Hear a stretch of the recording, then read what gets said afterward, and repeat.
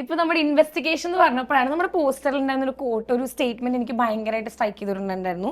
Truth can never be buried എന്നുള്ള ആ ഒരു സ്റ്റേറ്റ്മെന്റ്. ശരിക്കും ഇത് സിനിമയിൽ നിന്ന് പുറത്തേക്ക് ആ ഒരു സ്റ്റേറ്റ്മെന്റ് എടുത്തിട്ട് നമ്മുടെ ലൈഫിലേക്ക് ഒന്ന് അപ്ലൈ ചെയ്യുകയാണെങ്കിൽ ശരിക്കും നമ്മളെല്ലാവരും ഓരോ സിറ്റുവേഷൻസിലൂടെ കടന്നു പോകുമ്പോൾ നമ്മൾ ആലോചിക്കുന്ന കാര്യമായിരിക്കും എന്തെങ്കിലും സത്യം പുറത്തു വരും.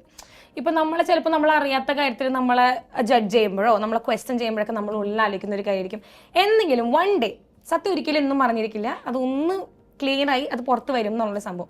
അപ്പം അങ്ങനെ ആ ഒരു സ്റ്റേറ്റ്മെന്റിനെ ലൈഫിൽ കണക്ട് ചെയ്യുന്ന എന്തെങ്കിലും ഇൻസിഡൻസോ അങ്ങനെ എന്തെങ്കിലും ഉണ്ടായിട്ടുണ്ടോ?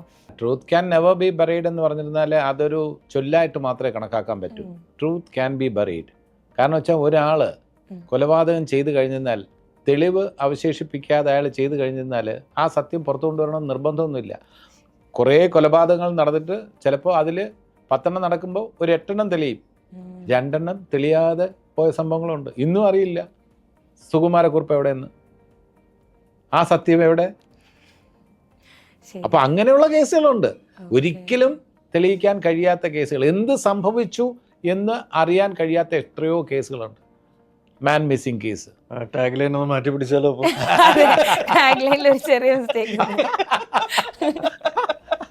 പക്ഷേ ഇവിടുത്തെ truth can never be buried എന്ന് പറയുന്നത്, ഇതിലെ ടാഗ് ലൈൻ എന്ന് പറഞ്ഞാൽ മനസ്സിന്റെ സത്യമുണ്ട്, അതൊരിക്കലും കുഴിച്ചു മൂടാൻ കഴിയില്ല. മനസാക്ഷിയുടെ കോടതിയുടെ മുന്നിൽ മനസാക്ഷി ആ സത്യം ഒരിക്കലും കുഴിച്ചു മൂടാൻ കഴിയില്ല. അതാണ് ഇതിലെ ഡിഫറൻസ്. സാറേ അതെനിക്ക് ഇഷ്ടപ്പെട്ടു. ആക്ച്വലി ആ ഒരു പോയിന്റ് ഓഫ് വ്യൂ ഞാൻ ചിന്തിച്ചിട്ടുണ്ടായിരുന്നില്ല. അതാണ് പോലീസ് കേസിൽ ഇഷ്ടം പോലെ കേസുകൾ തെളിയിക്കപ്പെടാതെ കാണും, പക്ഷെ മനസാക്ഷിയുടെ ഒരു സത്യമുണ്ട്, അത് പുറത്ത് വരും.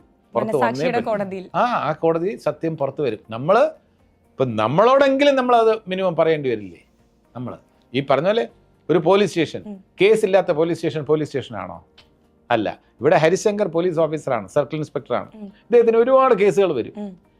ഇവിടെ ഇപ്പോൾ വന്നിരിക്കുന്ന ഒരു കേസ് എന്ന് പറയുന്നത് സാധാരണ കേസും തോന്നാവുന്ന ഒരു കേസാണ്.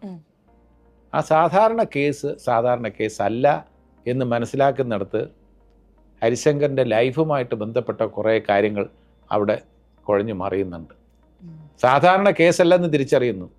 ആ സാധാരണ അല്ലാത്ത ആ കേസിൽ തൻ്റെ പേഴ്സണൽ ലൈഫ് ബന്ധപ്പെട്ടിരിക്കുന്നു എന്ന് ഹരിശങ്കർ മനസ്സിലാക്കുന്നു. ഹരിശങ്കറിന് മനസ്സമാനം ഉണ്ടാവുമോ? ഇല്ല.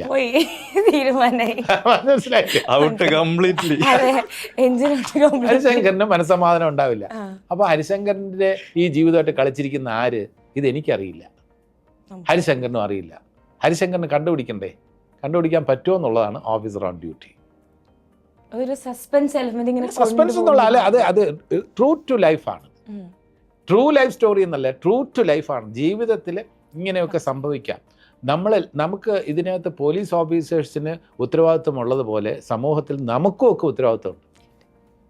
നമുക്ക് അവകാശങ്ങളെക്കുറിച്ച് മാത്രമാണ് പറയുന്നത്, നമ്മുടെ കടമകളുണ്ട്. ട്രാഫിക് സിഗ്നൽസ് എത്ര പേര് നമ്മൾ കറക്റ്റായിട്ട് ഒബേ ചെയ്യുന്നുണ്ട്? നമ്മളെല്ലാവരും വയലേറ്റ് ചെയ്യാൻ ശ്രമിക്കാറുണ്ട്. എത്രയും പെട്ടെന്ന് എത്തുക എന്നുള്ളതാണ് എല്ലാവരുടെയും ആഗ്രഹം. സത്യം, നമ്മുടെ ആവശ്യം നടത്തുക എന്നുള്ളതിനാണ് അതാണ്. അപ്പം നമ്മളെല്ലാവരും സെൽഫിഷാണ്. ഈ സെൽഫിഷ് ആകുമ്പോൾ എൻ്റെ കുടുംബം നന്നാവണം, അപ്പുറത്തെ വീട്ടിൽ എന്തോ നടക്കുന്ന, അവിടെ ആരെയൊക്കെ വന്നിട്ട് എന്തോ ബഹളം ഉണ്ടാക്കിയിട്ട് പോട്ടെ, നമ്മുടെ വീട്ടിലല്ലല്ലോ എന്ന്. അവിടെ വീട്ടിൽ വരുന്നവൻ നാളെ നമ്മുടെ വീട്ടിലേക്ക് വരും, അവൻ അക്രമം കാണിക്കും.